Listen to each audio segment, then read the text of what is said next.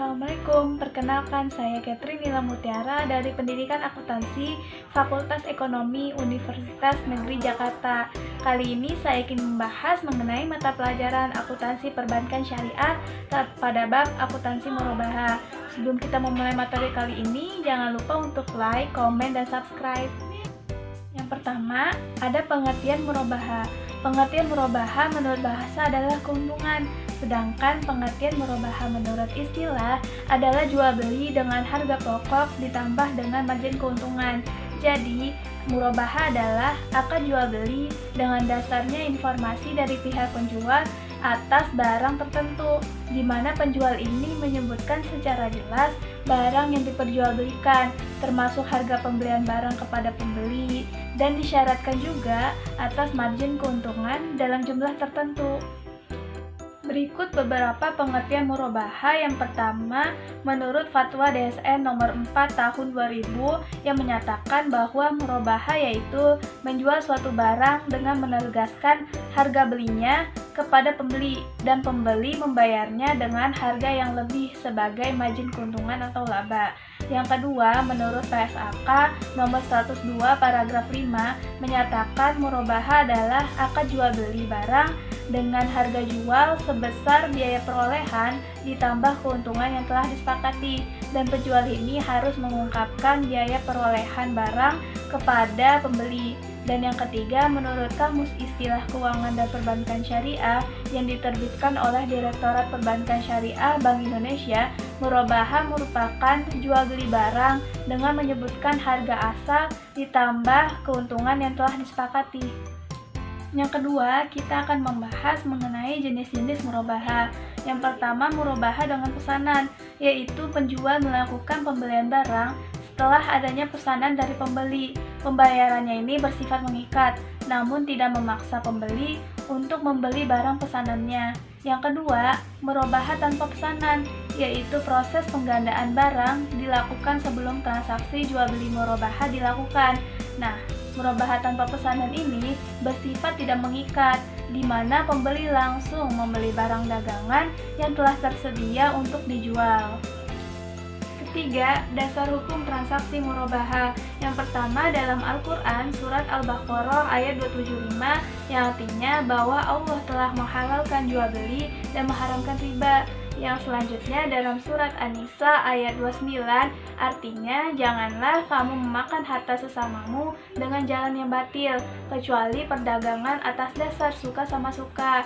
Yang kedua, hadis riwayat Ibnu Majah, 3 hal di dalamnya terdapat keberkatan, yaitu jual beli secara tangguh, mudharabah, dan mencampur gandum dengan tepung untuk keperluan rumah, bukan untuk dijual. Ketiga, menurut ijma, yaitu jual beli adalah salah satu jalan untuk mendapatkan secara sah. Dengan demikian, mudahlah bagi setiap individu untuk memenuhi kebutuhannya. Terakhir, menurut kaidah usul fikih, pada dasarnya semua bentuk muamalah boleh dilakukan, kecuali ada dalil yang mengharamkannya. 4. Syarat jual beli murabahah. Yang pertama, mengetahui harga pokok. Dalam jual beli murabahah disyaratkan agar mengetahui harga pokok, karena mengetahui harga merupakan syarat sah jual beli. Yang kedua, mengetahui margin keuntungan. Hendaknya margin keuntungan juga diketahui oleh si pembeli, karena margin keuntungan termasuk bagian dari harga, sedangkan mengetahui harga merupakan syarat sah jual beli. Yang ketiga, harga pokok merupakan sesuatu yang dapat diukur, dihitung, dan ditimbang, baik pada waktu terjadi jual beli dengan penjual yang pertama atau setelahnya. 5. Syarat akad murabahah. Yang pertama, penjual harus memberitahukan harga pokok barang kepada pembeli. Yang kedua, kontrak pertama harus sah sesuai rukun yang telah ditetapkan.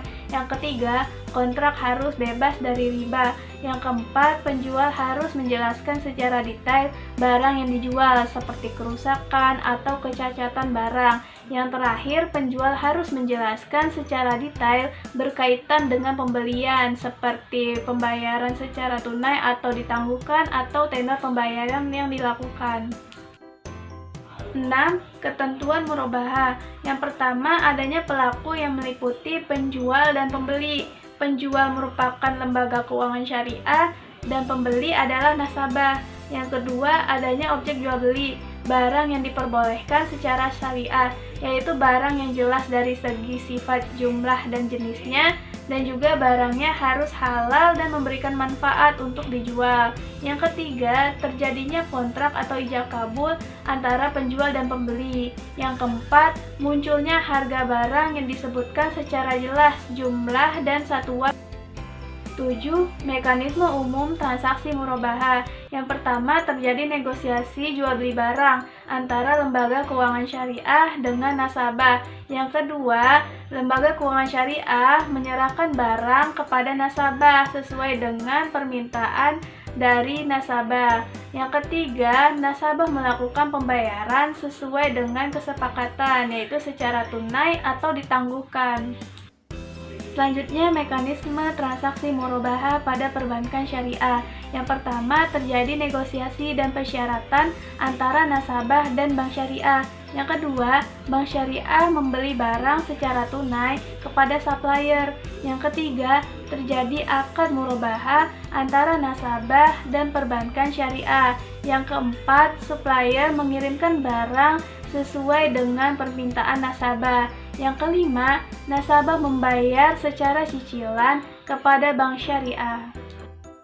8. Pencatatan transaksi akuntansi murabahah. Di sini kita akan mengambil studi kasus, yaitu Tuan Andi ingin membeli sebuah mesin kopi untuk usaha kafe kopinya dengan dana yang terbatas. Akhirnya Tuan Andi memutuskan untuk memperoleh dana dengan melakukan pembiayaan dari Bank UNJ Syariah dengan memakai salah satu produk akadnya, yaitu akad murabahah. Harga mesin kopi yang akan dibeli seharga 220 juta dengan syarat margin keuntungan sebesar 33,3% dari harga perolehan barang. Selanjutnya kita akan memasuki pencatatan jurnal pada perbankan syariah, yaitu dari studi kasus Tuan Andi, yaitu tanggal 3 Agustus tahun 2020, Bank UNJ Syariah menerima pembayaran uang muka sebesar 20 juta dari Tuan Andi sebagai tanda keseriusannya untuk memesan barang kepada Bank UNJ Syariah berupa mesin kopi. Jurnal transaksinya adalah kas bertambah di debit sebesar 20 juta dan hutang uang muka murabahah bertambah sebesar 20 juta di kredit. Selanjutnya, tanggal 5 Agustus tahun 2020, Bank UNJ Syariah memesan barang pada pemasok PT Kopi Sejahtera dan menyerahkan uang muka sebesar 20 juta dan sisanya akan dibayarkan saat serah terima barang. Jurnalnya adalah piutang uang muka murabahah di debit sebesar 20 juta, lalu kas berkurang di kredit sebesar 20 juta. Selanjutnya, tanggal 7 Agustus 2020 terjadi transaksi atas pemesanan Tuan Andi. Bank UNJ Syariah membeli mesin kopi secara tunai kepada pemasok PT Kopi Sejahtera dengan harga 220 juta. Jurnal transaksinya adalah persediaan aset murabahah bertambah di debit sebesar 220 juta, lalu piutang uang muka berkurang di kredit sebesar 20 juta, lalu kas berkurang di kredit sebesar 200 juta. Selanjutnya, tanggal 8 Agustus 2020, sebelum barang diserahkan kepada Tuan Andi, terjadi penurunan nilai barang yang disebabkan oleh satu dan lain hal sebesar 10 juta. Jurnal transaksinya adalah beban kerugian penurunan nilai aset murabahah bertambah di debit sebesar 10 juta dan persediaan aset murabahah berkurang di kredit sebesar 10 juta. Pada tanggal 9 Agustus 2020, atas pembelian mesin kopi oleh Bank UNJ Syariah, PT Kopi Sejahtera memberikan diskon sebesar 10 juta dan diberikan secara tunai. Jurnal transaksinya adalah kas bertambah di debit sebesar 10 juta, lalu persediaan aset murabahah berkurang di kredit sebesar 10 juta. Tanggal 10 Agustus 2020, Bank UNJ Syariah menyerahkan barang pesanan yang telah didiskon kepada Tuan Andi. Jurnal transaksinya adalah hutang uang muka murabahah berkurang di debit sebesar 10 juta dan piutang murabahah berkurang di kredit sebesar 10 juta. Selanjutnya, tanggal 10 Agustus 2020 disepakati akad murobaha antara Bank WNJ Syariah dengan Tuan Andi untuk pembelian mesin kopi dengan rinciannya sebagai berikut. Harga jual 240 juta didapat dari harga perolehan 180 juta ditambah margin keuntungan sebesar 60 juta.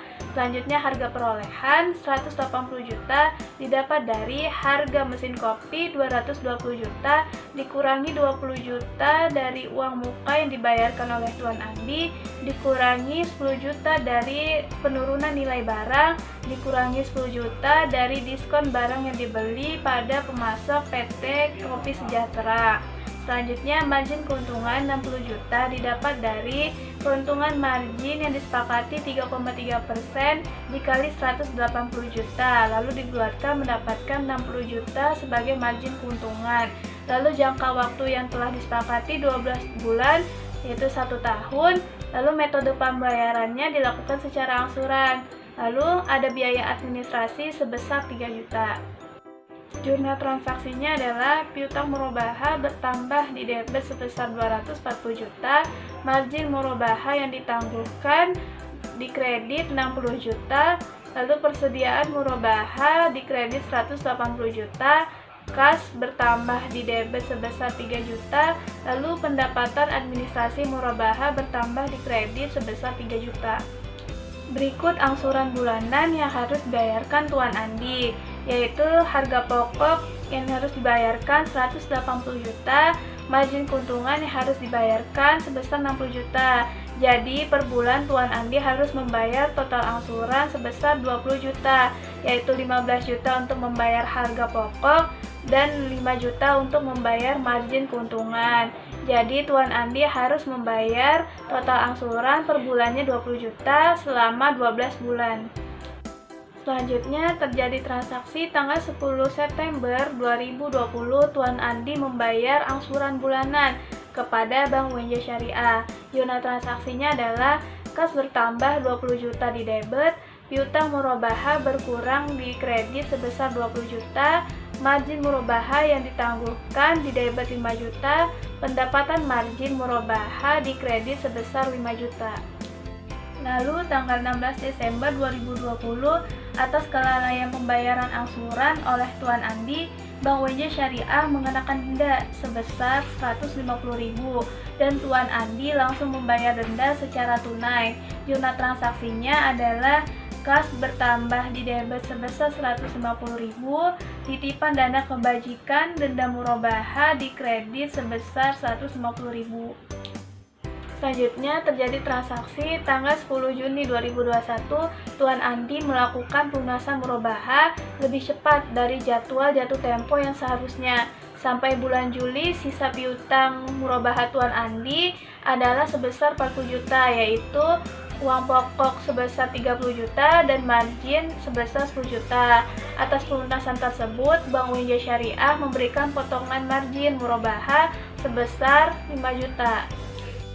Jurnal transaksinya yaitu yang pertama diberikan saat lunasan, yaitu kas bertambah di debit sebesar 35 juta, margin murobaha yang ditangguhkan di debit 5 juta, piutang murobaha di kredit 40 juta, lalu margin murobaha yang ditangguhkan di debit 5 juta, pendapatan margin murobaha di kredit 5 juta. Yang kedua, jurnal transaksi diberikan setelah pelunasan, yaitu kas di debit 30 juta, piutang murobaha di kredit 30 juta, margin murobaha yang ditangguhkan 10 juta di debit, pendapatan margin murobaha di kredit 10 juta, pendapatan margin murobaha di debit 5 juta, kas di kredit 5 juta. Oke, sekian pembelajaran mengenai akuntansi murobaha. Semoga apa yang telah kita pelajari mudah dipahami dan memberikan manfaat. Kurangnya mohon maaf. Wassalamualaikum warahmatullahi wabarakatuh. Sampai bertemu pada pembelajaran berikutnya.